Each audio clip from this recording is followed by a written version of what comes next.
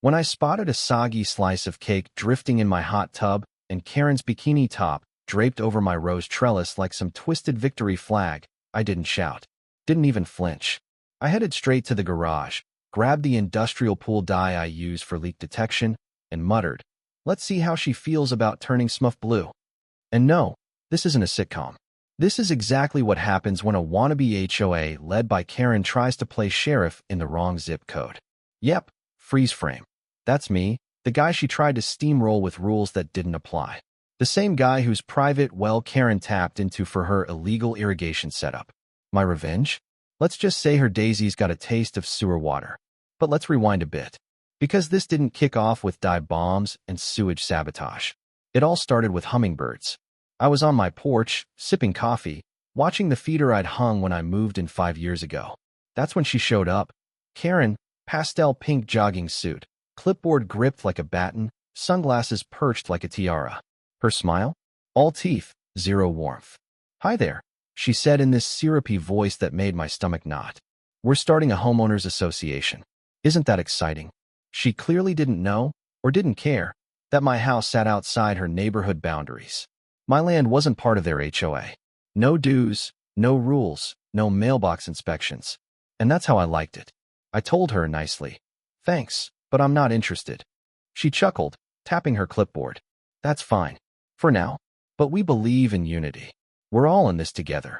I didn't realize then how deep she meant that. Karen didn't want unity. She wanted control. A week later, I found a note on my door. It smelled faintly like lemon cleaner and condescension. In Comic Sans, she'd listed violations: too tall grass, non-compliant rose trellis, and a pest-attracting hummingbird feeder. I wasn't in her HOA. None of these were rules I had to follow. But she didn't stop. She returned again and again. First, asking me to hide my trash bins. Then, handing me flyers for neighborhood events and insisting participation was expected. I ignored her. Locked my gate. That's when she climbed over. I caught her in my side yard, scissors in hand, snipping roses. "Oh, these are for the HOA arrangement," she said, like she had every right. I told her to leave. She called me aggressive. Later, a neighbor named Greg passed me the HOA meeting minutes. Karen had dubbed me the holdout and floated a vote to forcibly annex my property. Not how zoning works. But hey, Karen wasn't one for details. She even made fake HOA badges for her crew. It was like living next to suburban cosplay cops. Things escalated when she tapped into my well. Her handyman, Randy, spliced a line from my irrigation system to her garden. My water pressure tanked, and my plants began to wilt. My plumber found the hack job pipework. I didn't blow up. I didn't yell. I just rerouted that line to my bathroom's gray water output. From then on, Karen's flowers got a daily dose of toilet flush. It took her a few days to catch the stench. I watched her storm around in disbelief, hose in hand, shrieking like it had turned against her. Still, she didn't back down. What finally pushed me over the edge was the party. I left town for a weekend. Returned Sunday to streamers on my fence, wine bottles bobbing in the hot tub, and that cursed half-eaten cake drifting in the jets. A yoga mat was casually tossed over my patio swing. From the edge of my yard, Karen's voice boomed as she confidently explained to someone that the hot tub wasn't really his. It was technically a shared community feature now. Her guests lounged around like they'd booked a weekend getaway, sipping cocktails, giggling, and even snapping selfies with my ceramic garden gnome. Then I spotted it. Her bikini top draped across my rose trellis like some twisted badge of conquest. I didn't yell. I didn't flip out. I just turned, walked inside, and headed to the garage. The dye capsules were still tucked in the toolbox with my pool gear. Totally safe. Invisible unless activated. Bonds to skin and hair for a week, no matter how hard you scrub. Designed to bust trespassers. But I had bigger plans. Standing in the doorway, staring at the backyard invasion, I felt oddly at peace. This wasn't a fight. It was a performance. Karen wanted spectacle? I'd give her the final act. But then something even stranger happened. Late that night, long after her guests were gone and my hot tub looked like a frat party crime scene, I checked my security cam and spotted Randy, Karen's handyman, sneaking back in. Only this time, he wasn't alone. He was dragging something. A crate? Wrapped in a tarp. I hit pause and leaned in.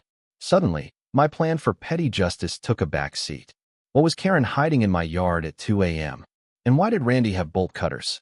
He wasn't exactly stealthy. The guy moved like a dump truck in boots, clunking through the yard with a flashlight clenched between his teeth and a crate dragging behind him. He stopped near the fence, glanced around like a raccoon on parole, and pulled out bolt cutters.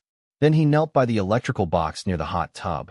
That's when I realized he wasn't dumping something. He was tapping into the power line. For what? No clue. But this wasn't some HOA nuisance anymore. This felt like sabotage. I didn't storm out or make a scene. I stayed hidden, phone in hand, camera rolling. Let him dig his own grave. Because whatever Karen was up to now, she had just crossed from annoying into criminal. The next morning, the crate was gone. The tarp, half folded, sat under my patio table like Randy planned to grab it later. Nothing looked broken, but I still had a technician check the wiring. Sure enough, it had been tampered with. Someone tried rerouting the voltage regulator to steal power. Not just illegal, dangerous. One wrong wire, and I'd have a fireball instead of a deck. Karen had officially gone off the rails. So I called the city. Not the cops, yet. Just the utility board. I filed a quiet little report. Suspicious activity, possible illegal connection. No drama. Just enough to raise flags. They said they'd inspect the line within the week. Perfect. Meanwhile, Karen strutted around like nothing had happened. She waved at me from her porch like we were besties. She even left another HOA flyer in my mailbox, sunset-soaked social with select neighbors. I wasn't invited. Of course. Message received loud and clear. Her crew was planning another invasion. But this time, I'd be ready. The dye capsules were brilliant. Originally made for leak detection, they were safe, scentless, and almost invisible until they hit warm water. Then boom, the reaction kicked in, turning the water and anyone in it a rich, unmistakable cobalt blue. Not chlorine blue. Not subtle. Think cartoon Smurf meltdown. And it stuck. Skin, hair, nails. For days. I dropped 2 capsules into the tub's filtration intake early Friday. Just enough to sit unnoticed until the water got stirred up. Then I left the side gate cracked open. Not obvious. Just enough to look like an opportunity. Bait. Karen took it. Saturday afternoon, I pretended to leave. Drove around the block, parked down the hill, and snuck back into my shed where I had a perfect view through the vent slats. I had a cooler, a camp chair, and binoculars. Call it creepy. I call it controlled observation. By 3 p.m., the music kicked in. Jazz. Then awful pop. I peeked. Karen had brought 3 wine-soaked friends, a tray of sangria, and the biggest inflatable flamingo I'd ever seen. One woman had a sash that read Self-Care Queen. Another came armed with an inflatable swan the size of a twin mattress. They kicked off their flip-flops, ditched their cover-ups, and slid into my hot tub like they were crashing a public pool. Within minutes, the shrieking began. I thought maybe someone dropped their drink. Then I saw Karen shoot out of the tub like she'd been hit by lightning. Soaked and dripping. Her skin turned from pink to splotchy blue, like a glitching mood ring. Her crew freaked out too, flailing to escape as the dye clung to their skin, soaked their hair, and turned their suits into splotchy messes. One of them tripped over my lawn gnome and face-planted into the begonias. Another screamed about chemical burns and threatened poison control. Karen was stained blue from the waist down, streaks running up her arms and neck. She looked like a Smurf mid-transformation, furious and still clutching a wine glass. I stayed tucked in the shed, barely containing my laughter. My fence cam caught everything. They bolted for the gate, leaving behind smeared blue footprints and a whole lot of screaming. Karen shouted something about a lawsuit before disappearing. That night, Facebook blew up. What happened at Karen's soap party? One post asked. My skin's blue and won't wash off. Is it toxic? Another chimed in. I think we were poisoned. Do we report it to the HOA? My favorite was a photo of Karen in her yard, blue and dripping, hose in hand, looking like she was about to declare war. New HOA pool rules. No comment from me. But I did post a shot of my now pristine hot tub, captioned, Reminder, not all water's for everyone. Hashtag private property. Hashtag respect boundaries. The next day, a letter arrived, not from Karen, but from the HOA board. They were disturbed by recent events and wanted to call an emergency meeting. I wasn't even in the HOA, but now they wanted me there. Turns out, some members had started poking around. Why HOA funds were used for Karen's personal spa day. why there were electrical tampering complaints, and how Karen earned the nickname Blue Karen. I had receipts, camera footage, timestamps, inspection reports, neatly prepped. But before I could even walk out the door, my neighbor Greg showed up, part amused, part worried. "She's spiraling," he said. "Karen says you rigged your property and are trying to dismantle the HOA. I raised an eyebrow. She even held a vote to brand you a public nuisance." I grinned. And she lost. But Karen wasn't done. My phone buzzed with a new HOA group post. Her caption read, "If the law won't stop him, maybe pressure will." Attached was a photo of a petition, complete with neighbor signatures, accusing me of probable illegal chemical storage. I stared at it. Karen had declared war, again. I had to admit, Karen didn't quit. Most people would have vanished after being turned into a walking Crayola crayon. Not her. She didn't just double down. She escalated like she had stock in petty. The petition was peak paranoia, vague complaints, wild handwriting, and claims like I stored suspicious liquids in barrels and had flickering unauthorized lights, aka my porch struggling to survive daylight savings. But the wildest? Covert chemical garden operation. Sure, my tomatoes were vibrant, but they weren't glowing. It would have been hilarious if it wasn't catching steam. Karen didn't need to convince people. She just needed to wear them down. Muffins and fear-mongering. Guilt and lies. She knew the HOA hated scandal more than they liked the truth. She was turning bureaucracy into a weapon. And while it looked like she was winning hearts, I knew better. She was playing politics. I was playing chess. The video of Randy messing with my electrical panel had already been sent off to the city inspector. I also gave copies to my attorney. Yeah, I hired one. Because the second Karen accused me of storing illegal chemicals, she opened the floodgates for a defamation suit. The kicker? Turns out she filed her bogus complaints using official HOA stationery and resources, meaning she'd just dragged the whole board into her personal war. At the emergency HOA meeting held in the clubhouse, the air was so tense it could have snapped. Karen marched in clutching a manila folder like she was about to testify before the Senate. Her hairline still had a faint blue tint, fallout from her last failed stunt. You could see her trying to look composed, but that clenched jaw twitched every time someone didn't give her their full attention. She assumed all eyes would be on her. Instead, they were fixed on me. I stepped forward when called, gave a polite smile, and passed around copies of the inspection report, the city's letter confirming illegal water tapping, and screenshots from the HOA group chat, featuring Karen's own words calling my hot tub a shared amenity, in spirit if not in law. One board member muttered, "Oh my God," out loud while reading. Then I hit play on the footage. There was Randy, clear as crystal, bolt cutters in hand, sabotaging my power supply. Another clip played, Karen's voice at her backyard party, laughing, saying, "He doesn't even know we're using his electricity." For a moment, nobody breathed. You could hear a pin drop. Karen flushed deep purple under the fluorescent lights. Her mouth opened like she might defend herself, then snapped shut again, clearly torn between denial and deflection. She went with denial. "That footage is edited," she said, deadpan, clutching the folder so tight it crumpled. "He's twisting this. He wants to tear down the HOA because he thinks he's above the rules." Then Greg spoke up from the back. Calm, steady Greg. "He's never even been on the HOA, Karen. And you knew that." You could feel the room shift. Karen was spiraling, and everyone saw it. Her voice rose, high-pitched, frantic, rambling about safety, chemicals, waving blown-up photos of my shed like she was unveiling a meth lab. But no one bought it anymore. Her grip was gone. Her reign, done. Next came the vote. Someone motioned to remove her as president and suspend her from the HOA while a full investigation kicked off into financial misconduct, slander, and personal abuse of power. It passed. Unanimously. She just stood there, frozen, hands twitching like she might scream or snap. But she didn't yell. She didn't cry. She just turned and walked out. I figured that was the end of it. But I was wrong. 2 nights later, I found my garden gnome, its head shoved inside my mailbox. At first, I laughed. It felt like a Saturday morning cartoon gag. But then I noticed burn marks along my back fence. Someone had lit a fire. Small, quickly killed by the sprinkler system, but no accident. No footage, either. Whoever did it knew where the cameras didn't reach. Message received. She was still out there, still furious, and now unhinged. So I went to the cops. Between the water theft, Randy's break-in, the HOA paper trail, and now arson and vandalism, I had a full case. I handed over everything. Facebook slander, fake petitions, her wild claims about chemical hazards. The officer didn't shrug it off.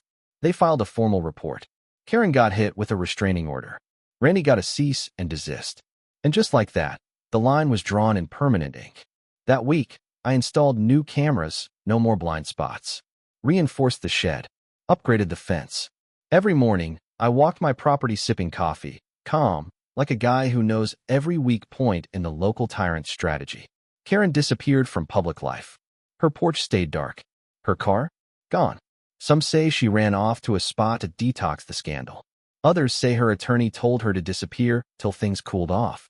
Me? I didn't care. My hot tub was mine again. So were my roses. My peace. But just as things finally felt quiet, there was a knock at my door. Not Karen. Her husband. Well, ex-husband now. He looked hollowed out, bags under his eyes, holding a manila envelope like it weighed 100 pounds. She left, he said. Emptied our joint account. Blamed you for everything. I stepped aside. He handed me the envelope. Inside was a flash drive, a stack of receipts, and a handwritten note. He said, "Found this in her desk after she took off. Figured you might want to know what she had up her sleeve." I stared at the contents, not totally sure what I was even looking at. Blueprints, HOA diagrams, an email chain titled, "Plan B if he wins." Apparently, Karen had been orchestrating more than just block parties. Her backup strategy? It involved framing me for something way worse. That's when it hit me. Karen wasn't just petty. She was operating a full-scale conspiracy. I sat at my kitchen table long after Karen's ex had closed the door behind him. That manila envelope sitting there like a bomb, just waiting to decide whether it wanted to blow up or just hum threateningly. The flash drive was already plugged into my laptop, folder unopened. I just stared at it, sipping cold coffee, wondering how deep the rabbit hole went. The envelope had copies of email threads between Karen and someone named Decker, either a shady PI or someone pretending real hard to be one. There were notes on how to dig up dirt, escalate city code complaints, document every little thing I did wrong. Pages tracking my trash habits, lawn care, even photos of me dragging bags from the shed like I was part of some espionage plot. She even drafted a plan to anonymously tip off the EPA over compost. Compost. It wasn't just ridiculous, it was relentless. Karen wasn't someone who got embarrassed and backed off. She was the type to double down. Even after being exposed, humiliated, kicked off the board, and served legal papers, she was still staying up nights figuring out how to destroy me. It wasn't about power anymore. She wanted total annihilation. That kind of crazy doesn't go away. She hadn't disappeared. She was just regrouping. I decided I wasn't waiting for her next move. First thing, I sent every email and file to my attorney, included a full breakdown and timestamps.